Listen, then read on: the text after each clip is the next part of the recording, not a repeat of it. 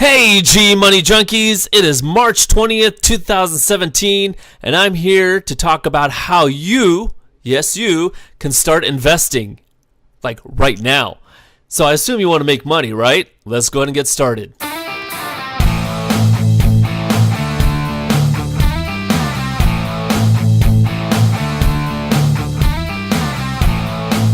Alright, so today the Dow is down about 9 points, S&P down about 5, NASDAQ up half a point. The markets are basically flat or a bit higher than last week when the Fed decided to raise rates by 0.25%. Now this is an odd situation because in about 10 years the Fed has raised rates from 0 to 0.75%. Most of that coming in the last year. So in the last 9 years, whenever the Fed would just even hint, hey, we might raise rates, the market will go down 5%. And then this time, we raised rates. We actually raised the rate, and the market actually went up. So it's a time of optimism. There's consumer confidence is at something like a 30-year high. But I think the market is at a level that's slightly absurd. When you take the price to earnings ratio, you're at like a 29, which is a shave lower than 1929's price to earnings and about 5 or 6 lower than 2000's price to earnings. So is the market overbought? In my opinion, it is. But if earnings really shoot up and the market and the economy is really going to grow like people are expecting, then maybe it's not overpriced. That's the classic, plausible denial answer. So it might go up or it might go down for those who ask. Because people ask me, gee, money, do you think the market's going to be up or down this year? I mean, I don't have a crystal ball. But I believe the market is at an absurd level according to today's earnings. And part of the reason could be because of this article right here. Why rising stock ownership by U.S. households may be a bad omen. So I'm not going to go ahead and read any of this, but households have more than $20 trillion of equity holdings, representing 38.5% of their total assets. But this is what's interesting to me. So this chart, if you go back to 1952, you can see what percentage of household wealth is in the stock market. So here's 2000 right here. It's 47.7%. And right now, it is somewhere around 39%, close to 39%. So this is above the norm. And don't get offended by this term because this is a classic investing term. But the market is starting to get overbought when the dumb money, D-U-M-B, starts to pile in. What dumb money is people who don't know much about the stock market and then they start buying because they hope to sell later at a higher price. And if you go to my first video about Snapchat, I talk about the greater fool theory. And this is when people who don't know much about evaluating companies comes and buys stocks, and the smart money looks at that and says, okay, I'm going to sell my stocks to them, make my profits, and get out. That's a sign to get out. Of course, you don't know if the market's going to be up or down next year, but I would be more on the sell side than the buy side right now. So Snapchat, why do I keep talking about Snapchat? Well, Snapchat is one of the hottest stocks right now to actually just talk about. It is down 20% from the first IPO day. It jumped up from 17 to 25. Now it's around 1950. So Snapchat snags its first buy rating. Oh my gosh, somebody actually said to buy this thing? And shares rise. Wow, this guy must be really influential. All right, let's keep reading. Snap shares rose Monday after Wall Street finally gave the social media company its first buy rating. What? Who is this? Oh, you can't see that. Mones Crespi Hart initiated coverage on the parent company of Snapchat with a buy rating and a price target of 25. Oh, 25, the same price that it went IPO at, which means I would suspect these guys bought at 25 and they're looking to break even. Ah, that makes sense. So let's see more comments. We recognize we're potentially giving too much credit for unproven skills in building a business. You don't say! Snapchat, unproven skills, okay. Rather than just a product, but we see more to Snap than many suggest. Okay, well, tell us what you see. Analyst James Kakmak said in a note to investors, noting the company has the potential to outpace the revenue growth of its peers. No details? Okay, so let's just go by what you say. On Friday, Snap closed down nearly 2%, marking a 11.5% decline for the week. The stock fell 18.5% in the week that ended March 10th. On Thursday, Snap shares fell below $20 for the first time, nearing an IPO price of $17 a share after it got hit with another sell rating. So here's a list of buys, sells, and holds. Monas Crispy Heart, I apologize if I didn't say your firm name right. They say buy. Needham says sell. Atlantic Equity says sell. Morningstar says sell. Aegis says hold. And then a bunch of other companies I've never heard of say sell or hold. And there's a neutral, sector perform, and underweight. All right. So when someone says to buy or sell, there's always some kind of motivation. Now, maybe some of their motivation is they're providing a service. They want to be as accurate as possible because they're leaving a track record behind.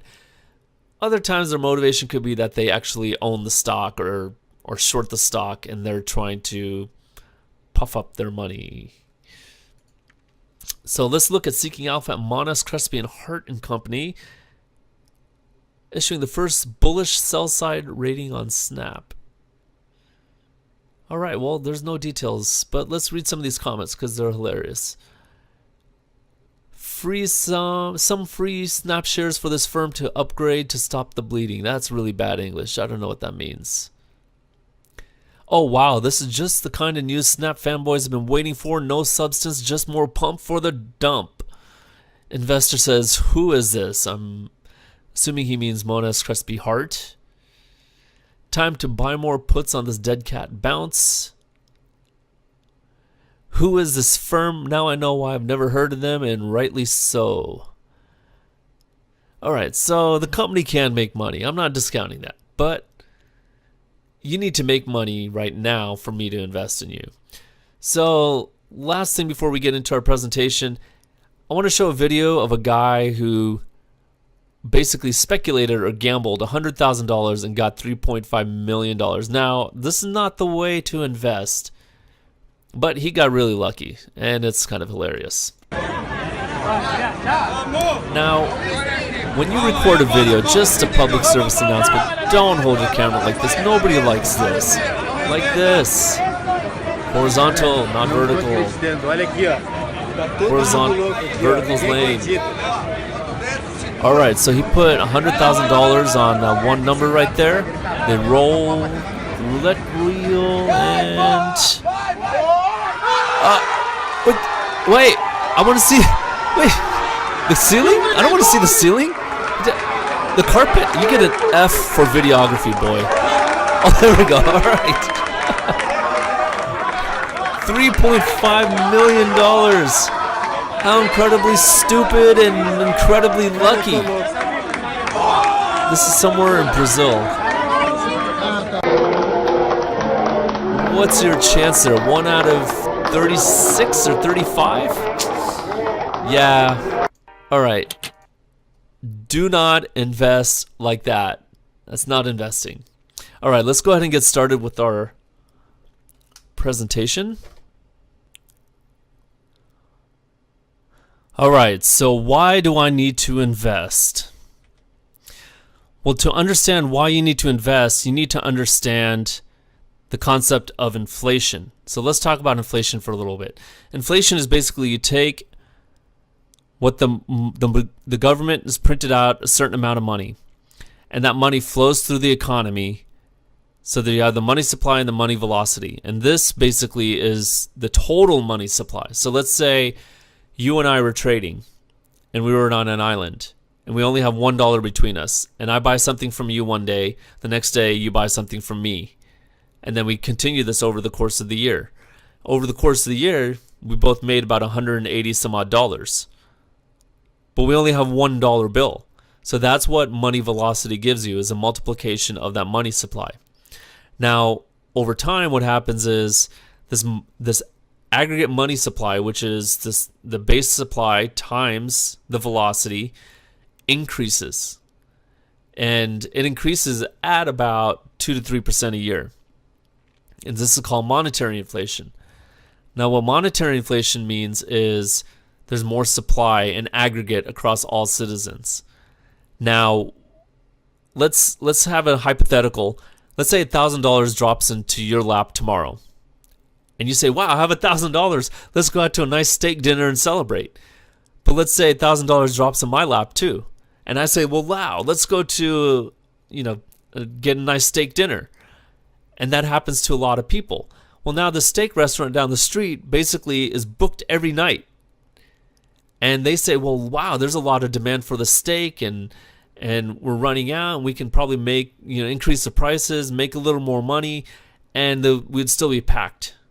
So let's go ahead and try to do this. And they raise their prices. So monetary inflation will lead to price inflation. And so what inflation basically means is it leads to a loss of purchasing power. Let's say another example is you have $200, and this year you want to buy 25 gallons of milk at $4 a gallon, so that's $100, and you save the other 100 for next year so that you'll have milk for next year. But the price inflation of milk goes up by, let's say, 2%, so that's an additional 8 cents per gallon. So now you can only buy 24 gallons of milk. You lost a gallon of milk just by sitting there and doing nothing. Even though you still have $100, you basically lost money. Now, you say, well, I still have $100. Yes, but it basically only buys 98 cents. Well, 98 cents buys today. So you have to keep up with inflation. But think about it. Over the next 30, 40 years, you don't want to be 65 years old with back pain and arthritis, having to work. And I'm talking about having to work. A lot of us want to work until we're dead. But for those who need to work, that will be a really bad situation. You have pain, you're struggling to get to work just to have enough money to buy your essentials for that week or that month.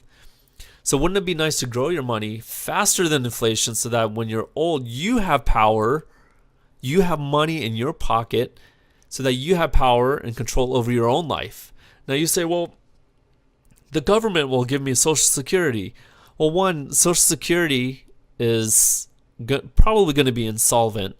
But two, that means the government has control over your life. They write your checks. You don't have control over your life. And I prefer to have control over my life. So you should invest, keep up with inflation, and to gain control over your life. So there's two ways you can grow money. You can lend money. This is what you do when you put money in the bank and they pay you 0.5% interest.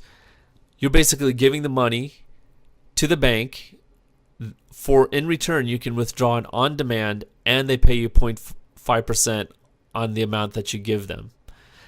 Now, what they do is they turn around and lend out that money for 4.5% in a form of a mortgage or a car loan or whatnot, and they pocket the difference. They pay you the 0.5 and they keep the 4 or 5% that they keep on the spread.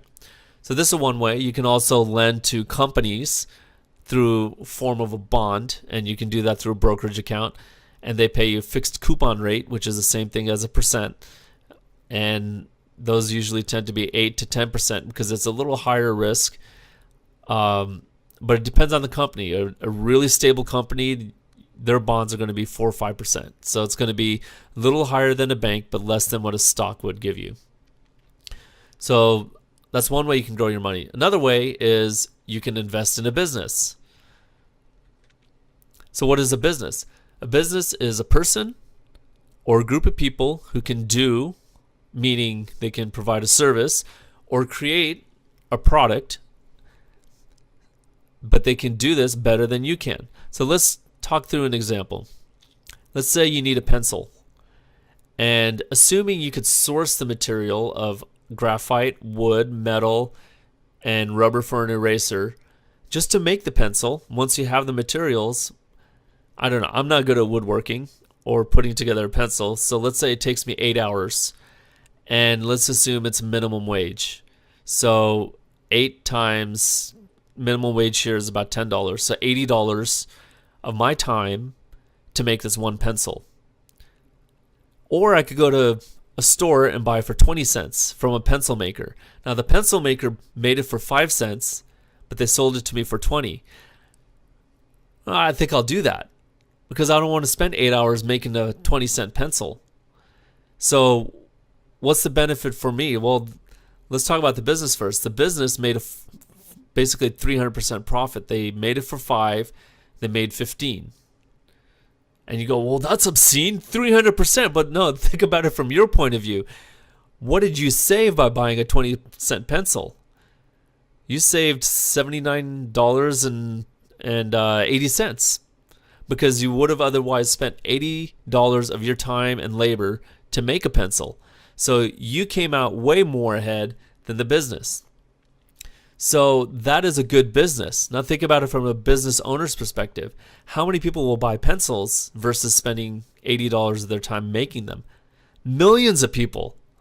And you're making millions times 15 cents.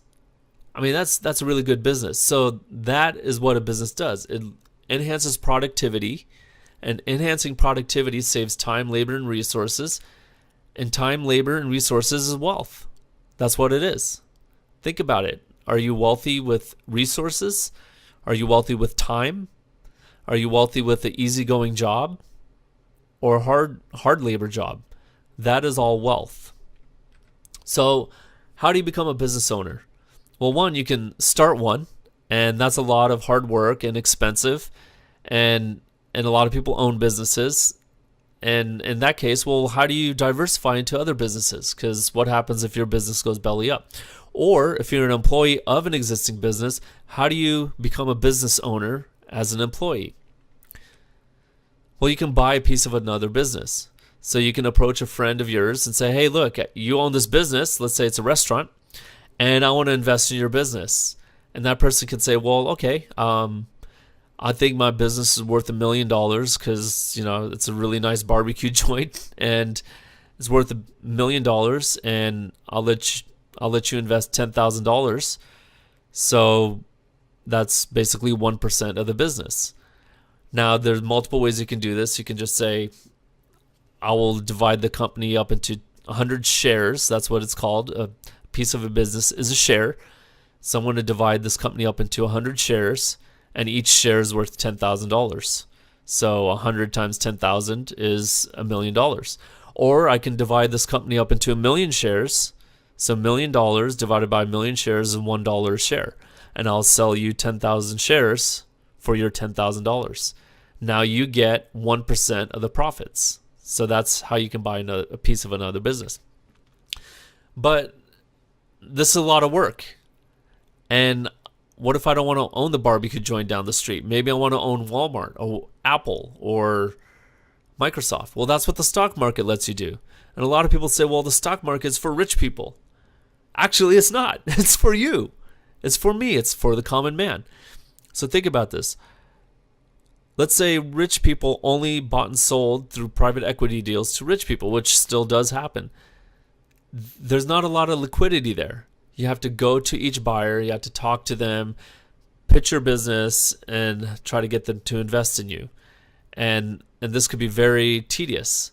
So it's easier just to provide a bunch of public information and list your company on the stock market and allow rich and middle class and poor, yes, anybody can buy a stock and they can invest in these businesses.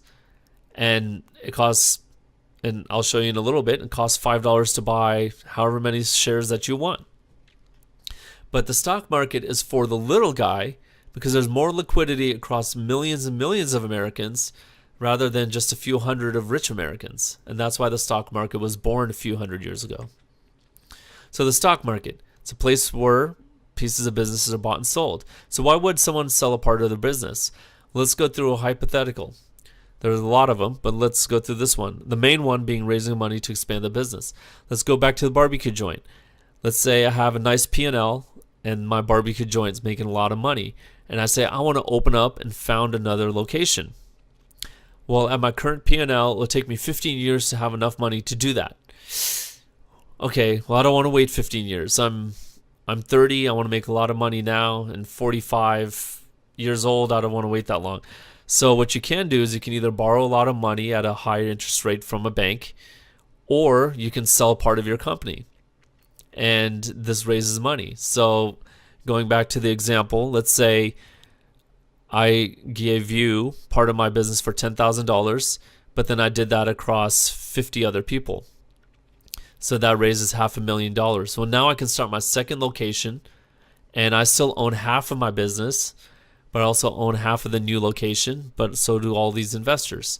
And I'm hoping that the sales growth across the two businesses grows way more than just the one business alone. So this is why people do this. This is called creating liquidity. So you're trying to turn a business into money. So the stock market's actually for the common man. So how do I start? Open up a brokerage account. It's actually really easy. It's like opening up a bank account, and you can do it online, and I can show you in a few minutes exactly how to do it.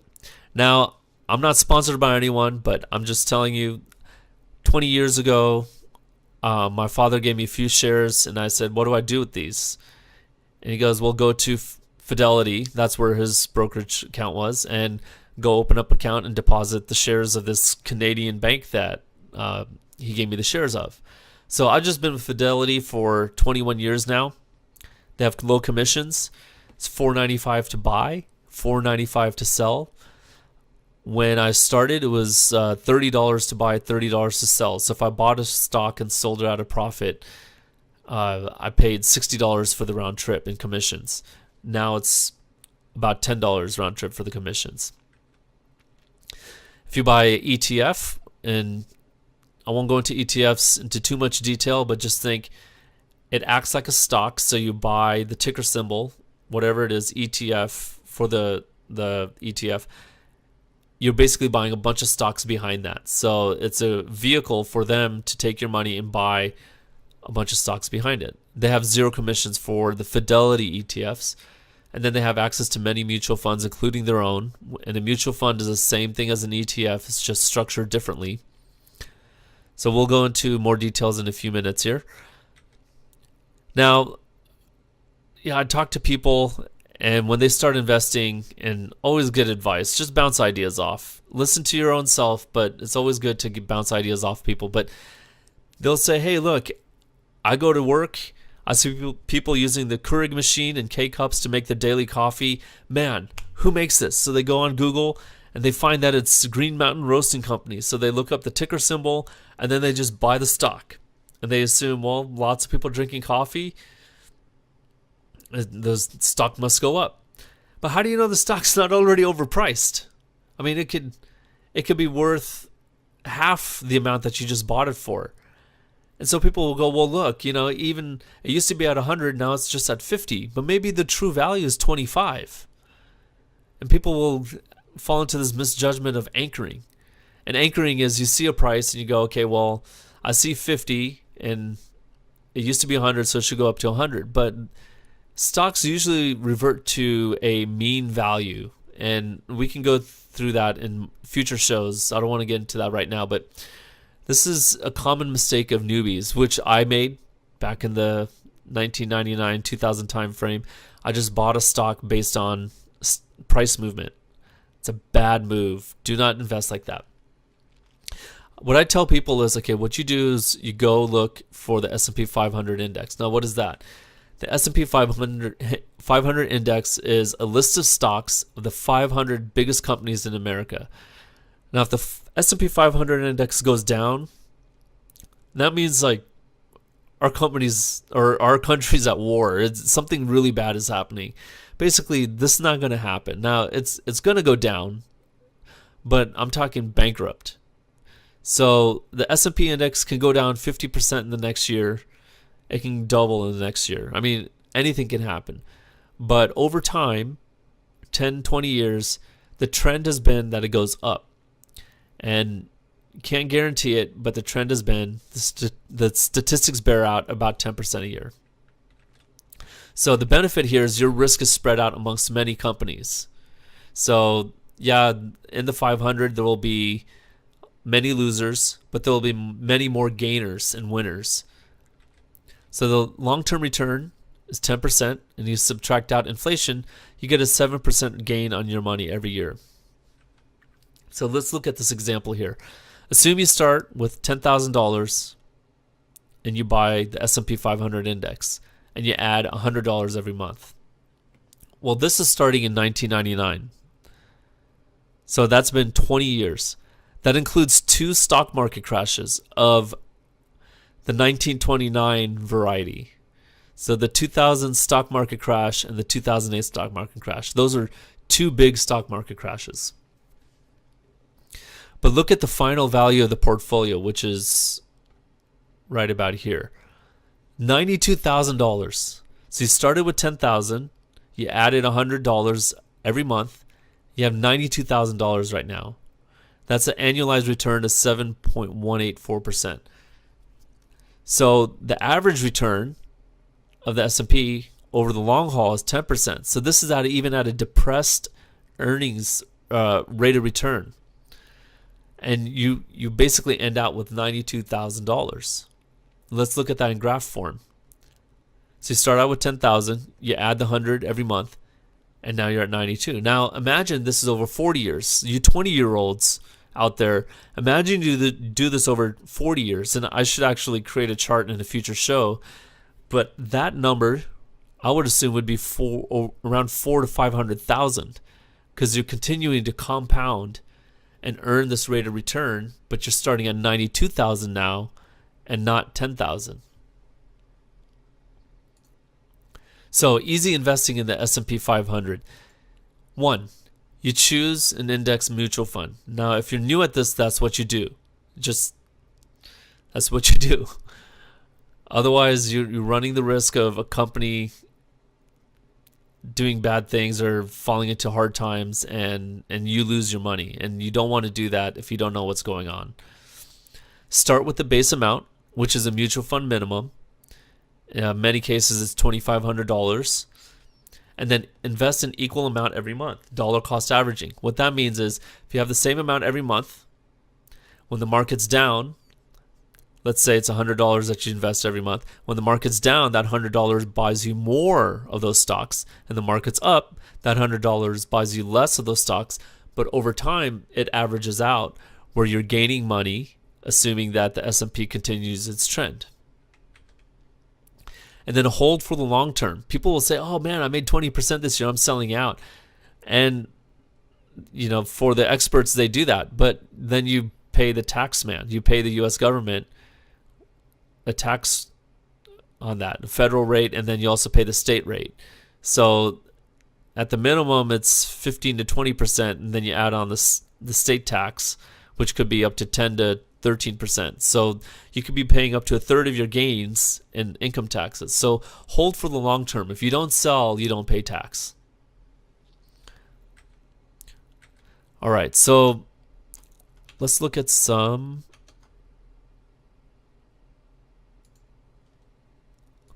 Now I want to show you this article. And this was written a couple years ago about going forward on 4th down in the NFL. And you see here, if they follow this formula, on average, NFL teams would win 2 games more than what they win right now. Well, look at this. Going for it on 4th down instead of punting is what is this, about 30% of the time? But look what coaches actually do. It's about 8% of the time, maybe less. And they punt more, or they go for the field goal in these marginal situations. And they actually win 2 games less than what the statistics bear out. Now, why is that? Well, 1, they might not trust the statistics, or 2, they might get emotional in the heat of the game. They go, okay, forget it. I'm just going to go by what I feel and not go on the statistics. Well, going back to investing, the statistics bear out that over the long haul, you will make 10% a year. Over the long haul. And people will say, well, okay, I made my 15% this year, I'm selling. And then the next year goes up 30%. Or it went down 10% this year, I'm selling. And then the next year it goes up 40%. This happens. And then people miss out on the moves. So go by the statistics and you should be fine. Not guaranteed, but over the long haul, that's what it shows. Now, let's say I go to Fidelity. You can go to TD Ameritrade. There's a lot of brokerages out there, E-Trade, Scottrade. But I'm just showing you Fidelity because this is what I know. Really simple. You come up here. You click on Open an Account.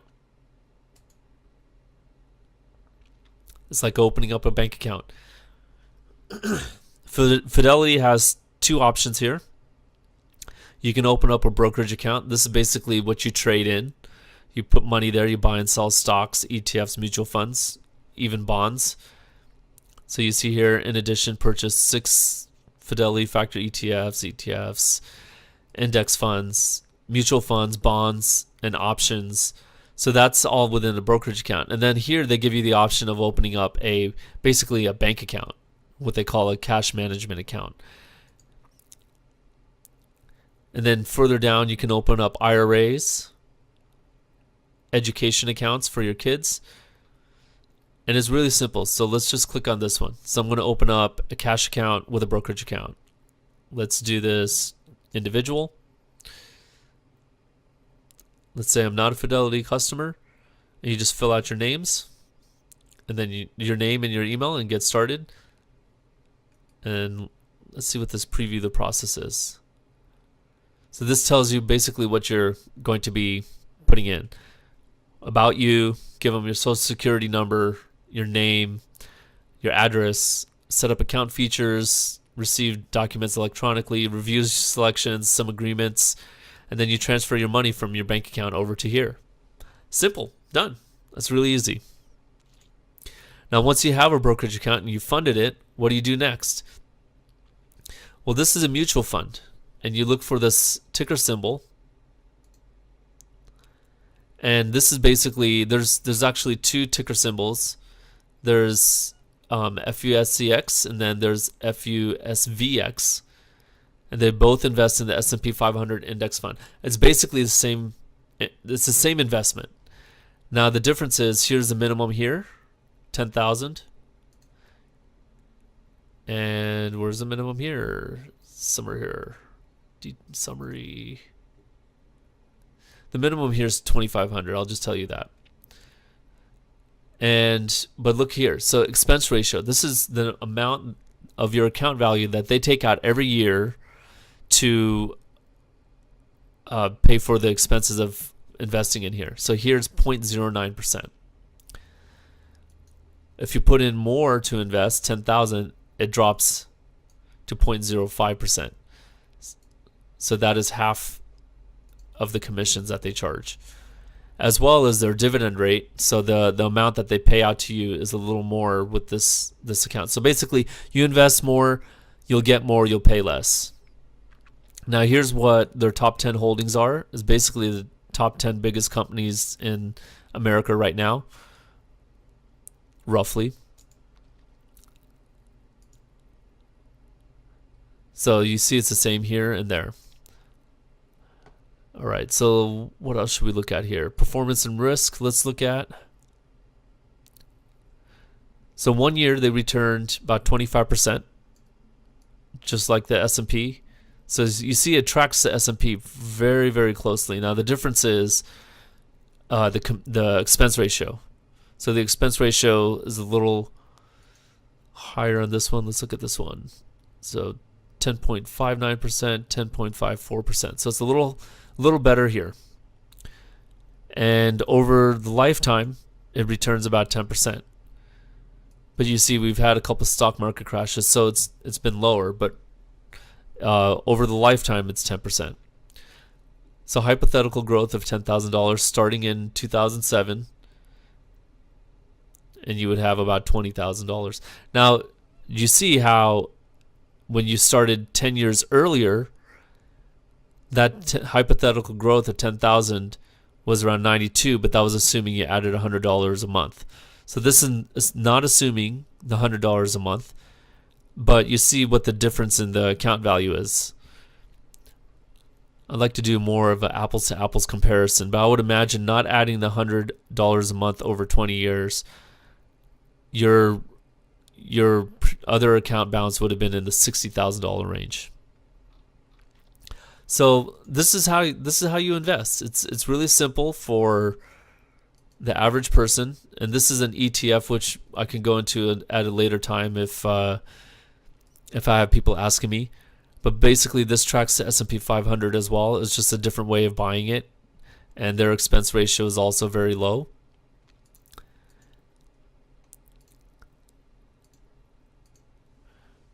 All right, so if you have any questions about how to get started or how to do this or anything that's confusing, please feel free to tweet me at RealGMoney. Visit my website, gmoney.com. My Facebook page, just type in GMoney at the top, and you should see my page pop up. Like my page, subscribe to my Twitter feed. I'll be talking about all sorts of things. If you have any questions, please tweet me and I'll put them on future shows, including IRAs, Roth IRAs, 401ks, what to do with those types of vehicles.